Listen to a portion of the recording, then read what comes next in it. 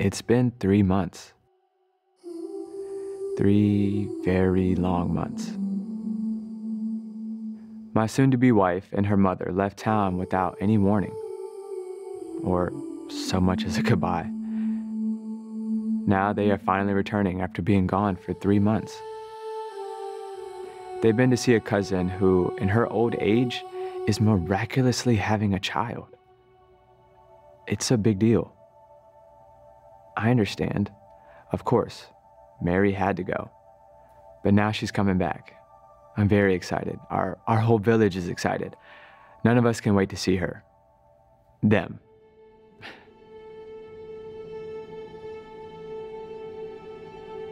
The Bible does not record any words of Joseph. However, from the scriptures, we do know this. When God asked him to do something, Joseph did it immediately and with complete faith in God.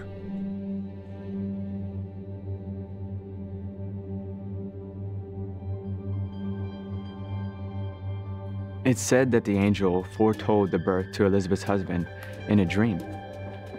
An angel telling your future in a dream, especially something as impossible for them as having a baby, as specific as a boy, and as detailed as the name.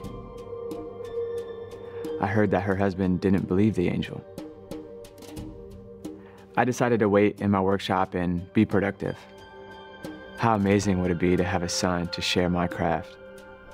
Give him a tiny chisel, show him how to use a piece of lava rock to smooth door frames, watch him drag rocks to me to shape for a cornerstone. As he grows stronger, the stones will get bigger and bigger, and when I get old and my eyesight goes, I would turn my business over to him. He would take care of Mary and me in our old age. I wait and wait and wait. What's the holdup? Some neighbors went by earlier chattering, but that couldn't have been about Mary's return. She would have caused a joyous celebration. I wait until noon. I walk to Mary's house to ask her father what has happened. I'm a little frantic thinking about it. 2 women traveling. The saddest man I have ever seen comes to the door. He's not surprised to see me. He just stands there. After an eternity, he motions me inside. Mary and her mother are sitting. Her mother is crying. Mary? Smiling. I sit and wait to understand, to make sense of it all.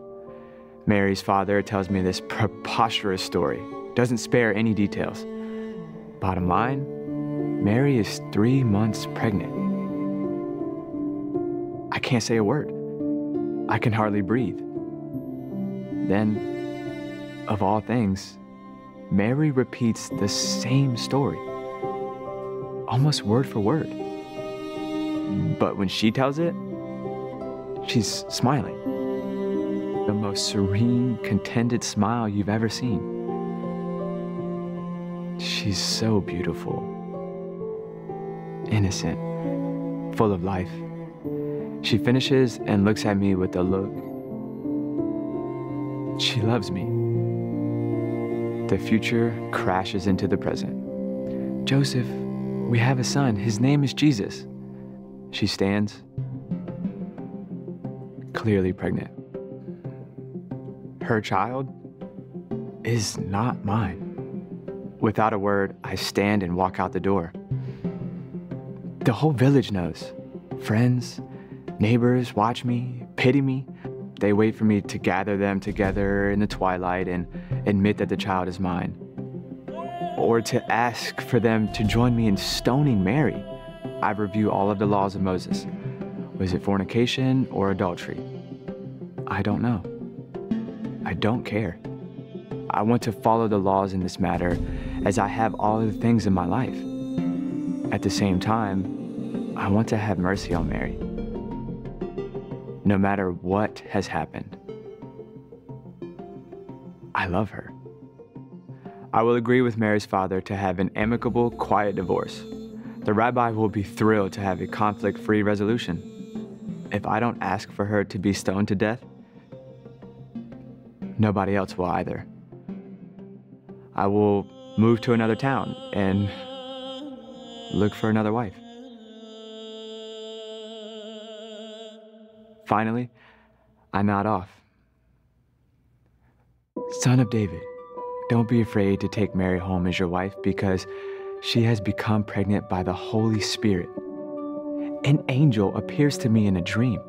She will give birth to a son, and you are to name him Jesus, because he will save his people from their sins. I bolt out of bed, the words of the prophet Isaiah flooding my mind. The virgin will conceive and give birth to a son, and they will name him God with us. I have no fear of obeying the Lord completely and immediately. It's just before dawn. I make my way through the quiet streets of Nazareth. I'll wait outside until they wake. A light is already flickering through the cracks in the window shades. Guess they didn't sleep much last night either. Mary's father appears at the door, haggard. It looks like he's aged 10 years overnight. He's been waiting for my knock. I ask to come in. I smile. He pokes his head out the door and looks both ways, probably looking for the angry mob he was certain would be accompanying me. I waltz right by him and into the house. It's a replay of last night. Her mother sitting in disgrace. Mary smiling. I tell them my dream. Within minutes, we agree to the next course of action. Her father and I change our marriage contract so as to be completed today. I follow the angel's instructions completely. By mid-morning, we are quietly married by the rabbi. By noon, Mary has moved into my house as my wife. Few of the self-righteous people in Nazareth are disappointed that Mary is not stoned. If Mary gets away with this, what would the other women think they can get away with? But since I don't charge Mary with adultery, nobody else will either. Words are said, glances exchanged, but the scandal goes away rather quietly, at least for a while. Gossip will increase with the size of Mary's belly. By the time of the delivery, the village will be vicious. I pray and plan and save money.